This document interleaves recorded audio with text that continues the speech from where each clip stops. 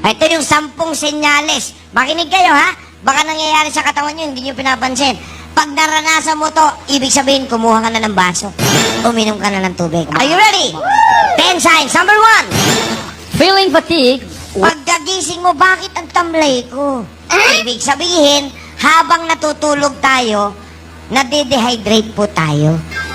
Before going to bed, kinulang ka sa ininom na tubig, naningil nung tulog ka. Kaya paggising mo, matamlay ka. Oh. Pagod na pagod ka. Yun pala. That's one of the sign na kulang ka ng tubig yesterday. So, kailangan bawi ka ngayon. Kasi hindi na natin may babalik yung kahapon eh.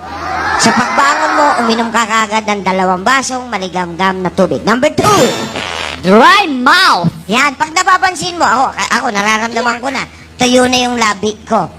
O yan, ibig sabihin, kulang na ako sa tubig.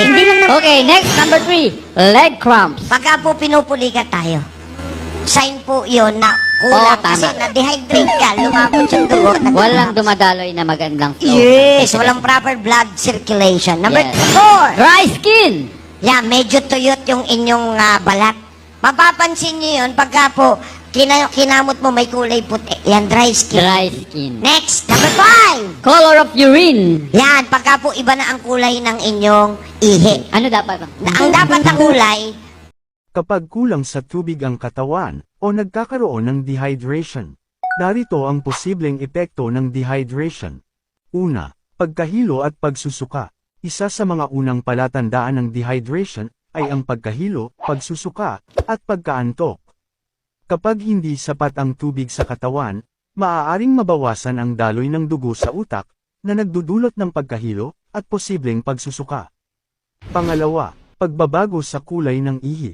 Ang kulang sa tubig ay maaaring magdulot ng pagbabago sa kulay ng ihi. Kapag kulang sa tubig, ang ihi ay maaaring maging makapal at madilaw. Ito ay isang palatandaan ng dehydration. Pangatlo, problema sa baga. Kapag dehydrated ang katawan, ay maaaring magdulot ng problema sa respiratory system. Maaaring maging mahirap huminga at magkaroon ng masamang epekto sa baga. Pang-apat, problema sa puso. Ang kakulangan ng tubig sa katawan ay maaaring magdulot ng pinsala sa puso. Ang mabagal na daloy ng dugo ay maaaring maging sanhi ng mga problema sa puso. Panglima, pagkapinsala sa bato. Ang kulang sa tubig ay maaaring magdulot ng pagkapinsala sa mga bato. Kapag kulang sa tubig, ang mga bato ay maaaring magkaroon ng mas mataas na konsentrasyon ng mga kemikal na maaaring magdulot ng mga bato sa bato.